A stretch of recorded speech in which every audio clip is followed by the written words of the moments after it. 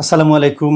আজকের এই ভিডিওটি যারা ইবতেদায়ী প্রাথমিক দাখিল এবং মাধ্যমিক পরীক্ষা দিবে তাদের জন্য ষষ্ঠ শ্রেণী থেকে দশম শ্রেণী পর্যন্ত তাদের জন্য এই ভিডিওটি।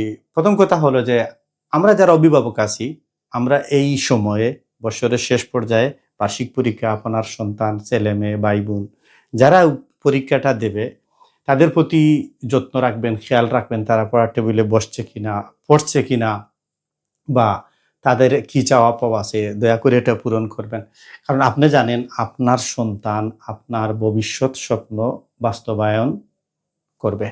তো আমার আরেকটি কথা হলো ছাত্রদের প্রতি যে তোমরা সর্বপ্রথম দেখো সৃষ্টিকর্তা আল্লাহ রাসূল পরে মা বাবা, পৃথিবীতে মা বাবা এবং তোমাদের মা বাবা, আমরা আমাদের প্রত্যেকের মা বাবা আমাদের জীবনের সব সফলতার পিছনে তারা অবদান রাখে।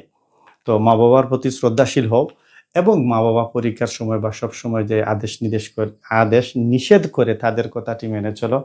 আর শিক্ষার্থীদের জন্য এই মুহূর্তে হলো যে যারা ইবতেদায়ী প্রাথমিক দাখিল বা মাধ্যমিক পরীক্ষা দেবে, দয়া করে প্লিজ দয়া করে তোমরা পড়ার টেবিলে বসো। দয়া করে তোমরা পড়ার টেবিলে বসো। টেক্সট বুক খুব ভালোভাবে পড়বে। মেইন বইটা, বোর্ড বইটা তোমরা খুব ভালোভাবে পড়বে। বার্ষিক পরীক্ষার যতটুকু সিলেবাস আছে অতটুকু সিলেবাস খুব মনোযোগ সহকারে খুঁটিনাটি একবারে ছোট্ট ছোট্ট পয়েন্ট করে করে তোমরা পড়বে। দ্বিতীয়ত কথা হলো নোটবুক প্র্যাকটিস করবে। তোমাদের যারা অনলাইন অফলাইন টিচার, তোমার ক্লাসে তোমার টেবিলে বসে যে টিচার তোমাকে সারা বছর পড়িয়েছে তাদের যে সাজেশনটুকু আছে এটুকু ফলো করবে, এটুকু বারবার লিখবে, প্র্যাকটিস করবে। দ্বিতীয় কথা হলো এক্সাম হলে যখন তুমি যাবা অ্যান্সার পেপারটা পাবা, ওই অ্যান্সার পেপারটায় সাদা যে পেপারটা পাবা কোনো কিছু লিখে দিবে।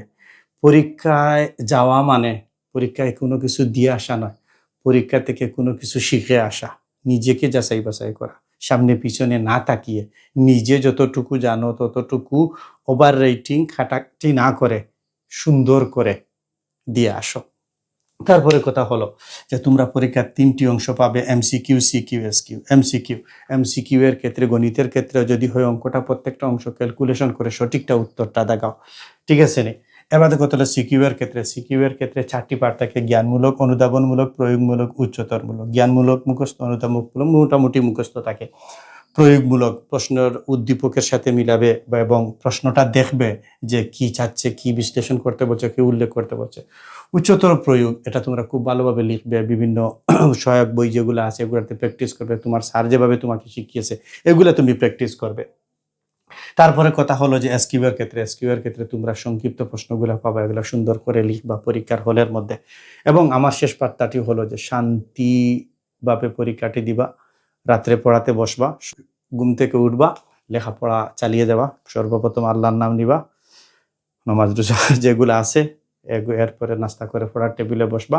পরীক্ষার হলে যখন যাবা অবশ্যই সকাল করে খাওয়া দাওয়া করে যাবা, সময়ের আগে যাবা, পরীক্ষার হলে বসবা, শান্তি মনে বসবা, খুব সুন্দর করে পরীক্ষাটি দিবা।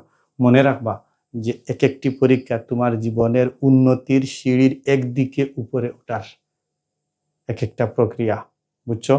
তো এইগুলা মনে রেখে বা মাথায় রেখে ঠান্ডা মাথায় তোমরা পরীক্ষা দাও। তোমাদের জন্য শুভকামনা। ভালো থাকো, সুস্থ থাকো। আল্লাহ হাফিজ।